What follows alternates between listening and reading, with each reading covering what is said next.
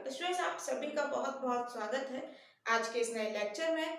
तो देखो, हम लोग पढ़ रहे हैं न्यूमेरिकल एनालिसिस। उसमें हम लोगों ने टॉपिक स्टार्ट किया है ऑर्डिनरी डिफरेंशियल इक्वेशन का सॉल्यूशन हम लोग न्यूमेरिकली कैसे निकाल सकते हैं। ठीक है, तो उसमें हम लोग बहुत कुछ पढ़ चुके हैं। टेलर सीरीज मेथड पढ़ा, पिकार्ड मेथड पढ़ा, हम लोगों ने रुंगे-कुट्टा मेथड पढ़ा। ठीक है, second order, third order, fourth order. उसके बाद हम लोगों ने पढ़ा मिल्ले मेथड। ठीक है, उसके बाद पढ़ा अदम्स माउंटेन मेथड, देन पढ़ा अदम्स बेस्फोर्ड मेथड। ये सब चीज हम लोग पढ़ चुके हैं।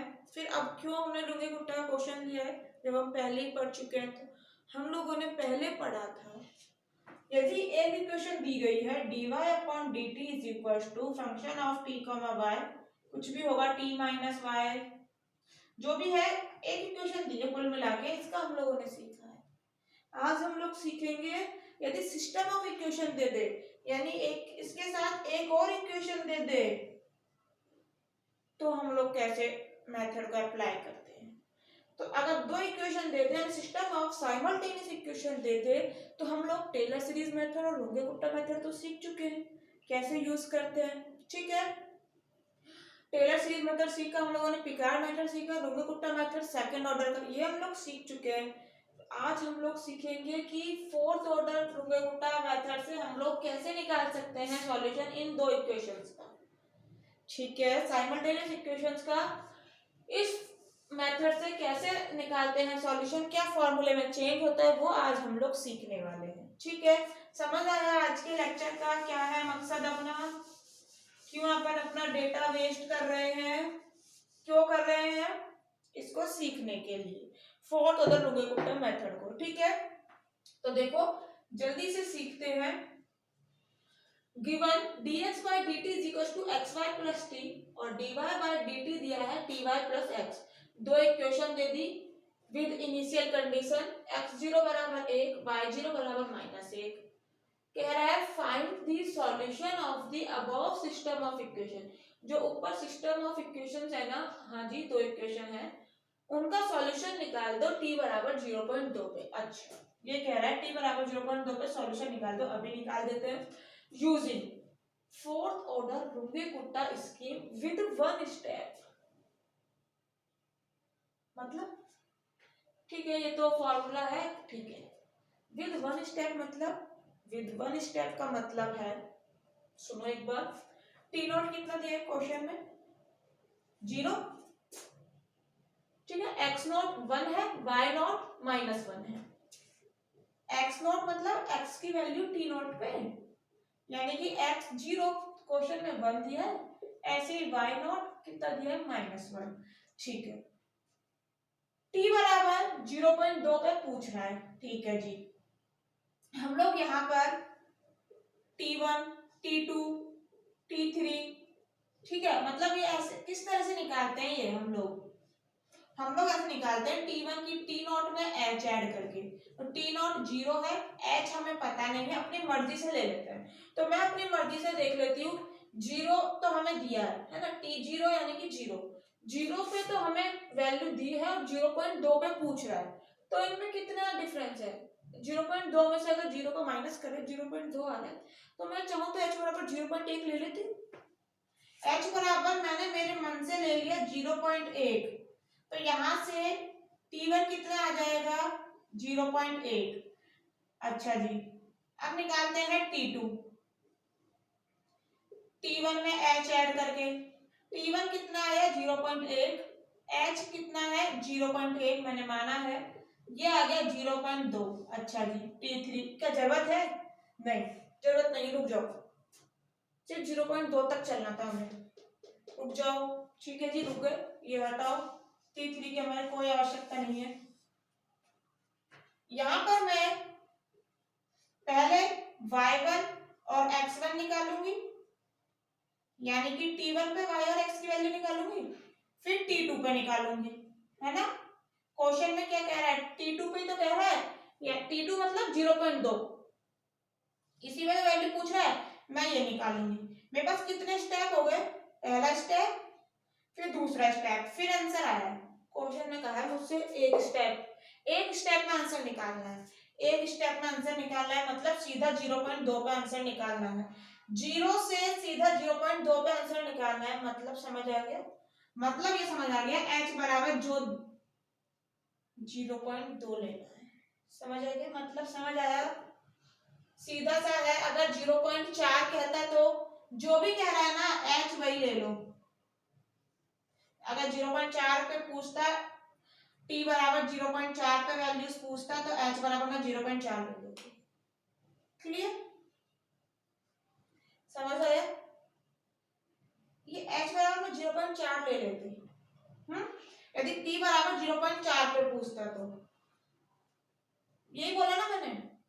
मैं आपको एक बता रही हूँ, आपको t1 दिया गया है 1, ठीक है, t2 यानी कि 1.4 पे वैल्यू पूछ रहा है y2 और x2 की। जैसे अभी आपको सॉरी टी नोट ले,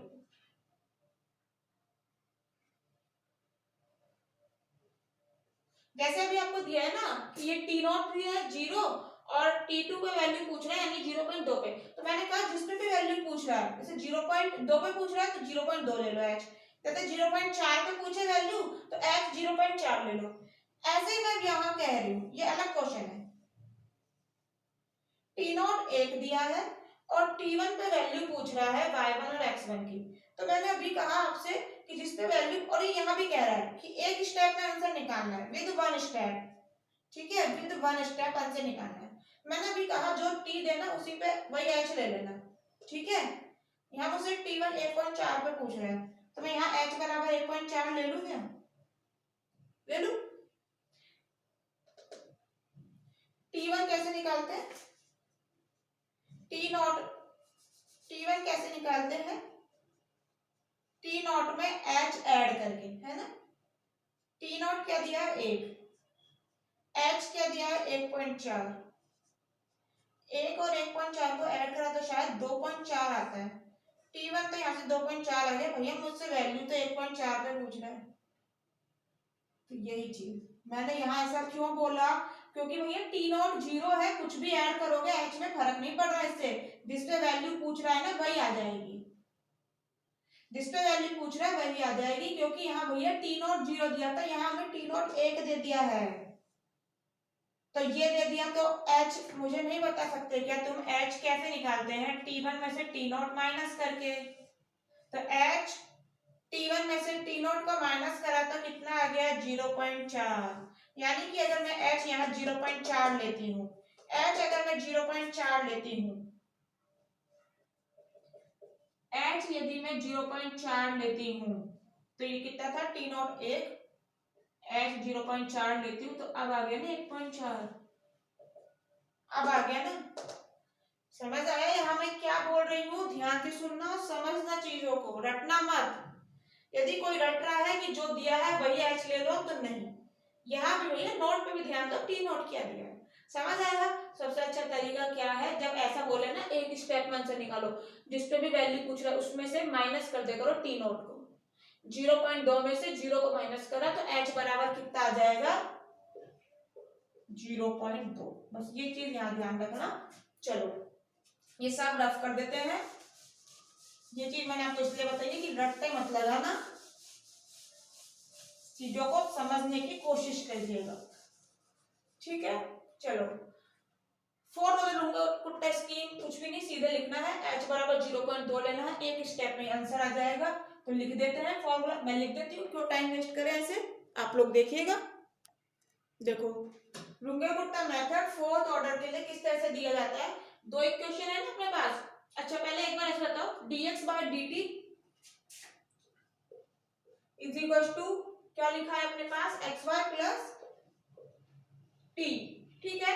इसी को मैं कह रही हूँ function of x, y, t, ठीक है। या फिर ऐसे कह दो t, x, y। अभी तक आप लोग ऐसे पढ़ते आए हो, ऐसे कह, कोई दिक्कत नहीं है, x y t कहो, t x y को, कोई दिक्कत नहीं, ठीक है। इसी तरह से dy बाय dt क्या दिया है, ty प्लस x, इसे मैं कह रही हूँ g t x y। ये ऐसे मैंने कह दिया कि कोई भी फंक्शन है जी और इसे कहते हैं कोई भी फंक्शन है एफ। ऐसे हम लोग जब एक इक्वेशन देते थे जब भी तो करते थे, वहां हमारे पास दो वेरिएबल होते थे, टी और एक्स या फिर टी और वाई, ठीक है, तो हमारे दो वेरिएबल लिख देते थे। यहाँ पर तीन है, आज एक्स वाई और टी, तो तीन तीन वेरिएबल लिख दिए, ठीक है। तो देखो एक बार प्रीवियस लेक्चर देखो जहां हम लोगों ने एक इक्वेशन के लिए फॉर्मूले लिखे थे, एक इक्वेशन के लिए, और फिर देखना क्या चेंज है, एक बार चेक करिए, चेक करो, मुझे बताओ अगर कोई भी चेंज है ना तो मुझे वो कमेंट बॉक्स में जरूर बताना। कोई भी दिक्कत नहीं है स्टूडेंट्स, वही फॉर्मूलाज है, सिर्फ अब हमने दो के लिए लिखना है, एक्स और वाई दो के लिए लिखना है और कोई चेंज नहीं है, ठीक है। यहाँ मैंने x1 y1 किसे कह दिया है, ये 0.2 पे वैल्यू पूछ रहे हो ना, x का वैल्यू 0.2 पे, इसे मैंने x1 कह दिया है, और y का वैल्यू भी पूछ रहे हो 0.2 पे, इसे मैंने y1 कह दिया। ये अपने दोनों क्या है, क्वेश्चन मार्क, ठीक है। तो x1 इज इक्वल टू, यानी जो भी पूछ रहे हैं क्या होता है, x0 यानी पहले वाली वैल्यू ऐड करो plus 1/6 k1 plus 2k2 plus twice of k3 plus k4। ऐसे y के लिए कुछ नहीं, x के लिए बस y लिख दिया, मुझे तो कोई चेंज है क्या, जैसे यहाँ k1 k2 k3 k4 लिए कांस्टेंट, ऐसे y के लिए सिर्फ नोटेशन चेंज कर दिए और कुछ नहीं, L1 L2 L3 L4 ले लिए, ठीक है। k1 k2 k3 k4 भी लिख सकते थे लेकिन फिर कंफ्यूजन हो जाता है वैल्यू पुट करते वक्त, इसीलिए हम लोगों ने ऐसे लिख दिया, ठीक है। तो यहाँ पर जो x1 है मतलब x 0.2 निकल के आ जाएगा यदि ये वैल्यूज पता लग जाए तो, x0 y0 तो पता ही है। अच्छा जी, k1 k2 k3 k4 के लिए ये रहे फॉर्मूले, वही पुराने फॉर्मूले हैं। k1 कैसे निकालोगे, h f t x0 t0 x0 y0, ठीक है। k2 h f t0 plus h by 2 x0 plus k1 by 2 y0 plus l1 by 2, k3 h f t0 plus h by 2 x0 plus k2 by 2 y0 plus l2 by 2, यहाँ k1 l1 है, यहाँ k2 l2 है, ठीक है। फॉर्मूले याद रखिएगा student, वहां हमारे पास जब दो वेरिएबल होते थे यानी बस एक इक्वेशन होती थी, एक इक्वेशन होती थी और दो वेरिएबल, तो यहाँ पर हम लोग क्या चेंज करते थे, आप लोग एक बार चेक कीजिए प्रीवियस लेक्चर्स में, ठीक है। रूंगी गुप्ता मेथड का जो एक इक्वेशन वाला लेक्चर है ना, जहां हम लोगों ने फोर्थ ऑर्डर मेथड पढ़ा था एक इक्वेशन के लिए, डिस्क्रिप्शन बॉक्स में लिंक है, वहां से एक बार चेक करिए, ठीक है। और k4 कैसे निकालते हैं, h f t0 plus h x0 plus k3 y0 plus l3, clear. चलिए इसी तरह से l1 l2 l3 l4 के लिए क्या फॉर्मूला नहीं लिख सकते हैं, क्या चेंज आएगा, k1 की जगह l1 आ जाएगा, f की जगह g आ जाएगा, x के लिए हम लोग f फंक्शन ले रहे हैं ना, x के लिए हम लोग f ले रहे हैं, y के लिए हम लोग g फंक्शन ले रहे हैं, तो बस L1 निकालते हैं, अब क्या आ जाएगा, मैं एक निकाल के कर देती हूँ आपको, इसी तरह से आप लोग खुद लिखेगा, k1 की जगह L1 is equal to h, f की जगह g, और ये t0 x0 y0 ये एज इट इज, इसी तरह से यहाँ पर कर लोगे L2 और यहाँ f की जगह g, L3 और f की जगह g, सब कुछ यही रहेगा, L4 और f की जगह g, अंदर का कोई चेंज नहीं होगा, मैं बार बार बोल रही हूँ कोई चेंज नहीं होगा, ठीक है। चलो इसे रफ कर दो L1 वाले को, अभी वैल्यूज निकालेंगे। पहले मुझे बताओ फंक्शन क्या दिया है हमें, function T X Y plus T, मतलब एक बार ध्यान से समझ लो, जो सेकंड नंबर पे चीज है वो लिखते हैं, उसके बाद लास्ट नंबर, लास्ट में जो चीज है वो लिखो, फिर प्लस जो फर्स्ट है वो लिखो, ऐसे ही समझ लो चाहे। तो यहाँ पर क्या हो जाएगा, एक्स वाई, ठीक है, X not Y not plus T not, clear. यहाँ तो देखो आप लोगों को कोई दिक्कत नहीं होनी चाहिए, सीधा सा है, जहाँ यहाँ जब चेंज कर रहे हैं यहाँ नोट नोट लगा दिए तो भी यहाँ भी नोट लगा दो, सीधा लिख दो, लेकिन पता है दिक्कत यहाँ वालों में आती है, इसलिए मैं आप लोगों को बता रही हूँ कि जो पहले लिखा है उसको लिखा, फिर जो बाद में लिखा है फिर उसको लिखा, ठीक है। चलो X not Y not T not तीनों की वैल्यूज है, X not multiply Y not, फिर ऐड करना है टी नॉट को, ठीक है। आप लोग कैलकुलेट करिए, आराम से वैल्यू निकालिए। K2 कैसे निकालेंगे? अच्छा, यहाँ में ये लिखा है H भी तो मल्टीप्लाई में है ना, ठीक है। H का वैल्यू कितना है क्वेश्चन में? 0.2, x not y not, x not का वैल्यू 1, y नॉट का वैल्यू -1 प्लस t नॉट। अब आराम से कैलकुलेट करिए और लिखिए वैल्यू, ठीक है। इसी तरह से यहाँ पर x का वैल्यू, h का वैल्यू 0.1। अब मुझे बताओ इसको कैसे लिखोगे?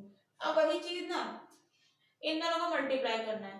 अच्छा, यानी इन दोनों को मल्टीप्लाई करना है। x not plus k1/2 multiply होगा y नॉट प्लस l1/2 से। फिर क्या करते हैं? प्लस में t।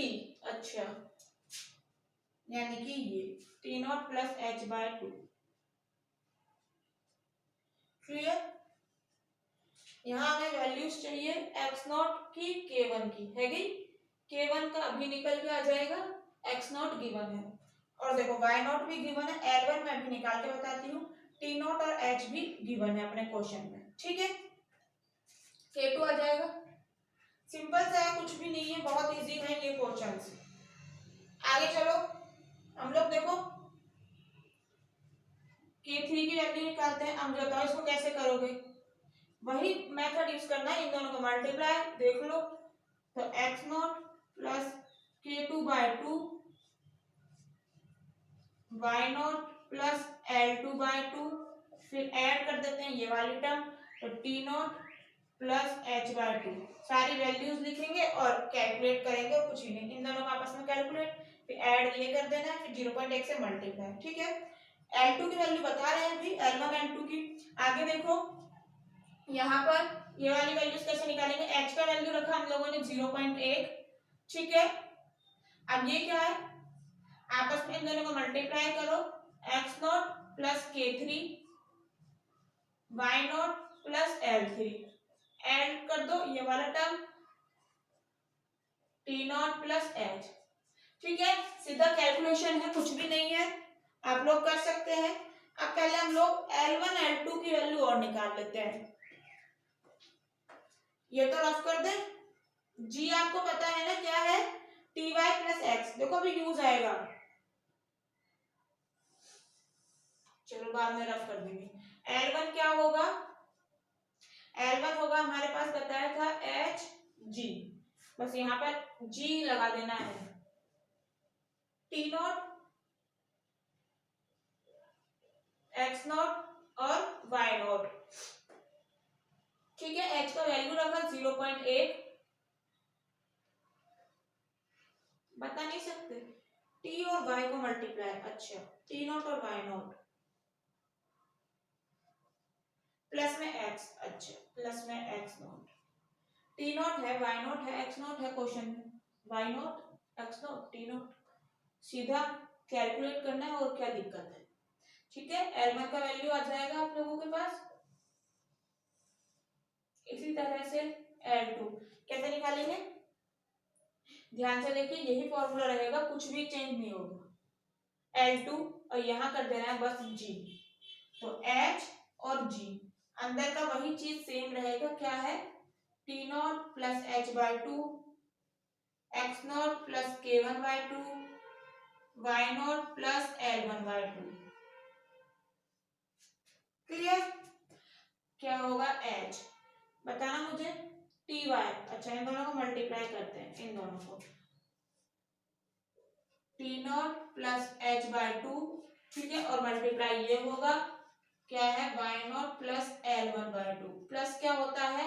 x, यानी कि बीच वाला, इसको ऐड कर दो, x not plus k1/2। L1 की वैल्यू आप लोग कैलकुलेट करेंगे, यहाँ यूज कर लेंगे, k1 का वैल्यू कैलकुलेट करेंगे, यहाँ यूज कर लेंगे, तो L2 का वैल्यू आ जाएगा आप लोगों के पास। मैं लास्ट में सारी वैल्यूज बताऊंगी, बट फिर भी आप लोग कैलकुलेट कीजिए। अब देखो यहाँ से L2 आ जाएगा ना, L2 आने के बाद यहाँ पर यूज करिएगा, K2 निकालने के लिए L1 चाहिए था, वो यहाँ से आ जाएगा, यूज करो, ठीक है, सिंपल मैं सारी वैल्यूज बताऊंगी लास्ट में, बट आप लोग भी निकालने का कोशिश कीजिए। समझ आया? इसी तरह से L3 और L4 निकालेंगे अब। तो L3 और L4 के लिए मैं क्वेश्चन को रफ कर देती हूँ, ठीक है? जो नोट करना है कर लीजिए।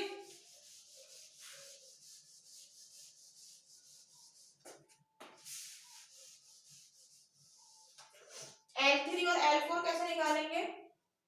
L3 इज इक्वल टू क्या होता है, H G T not plus H by 2 comma X not plus K2 by 2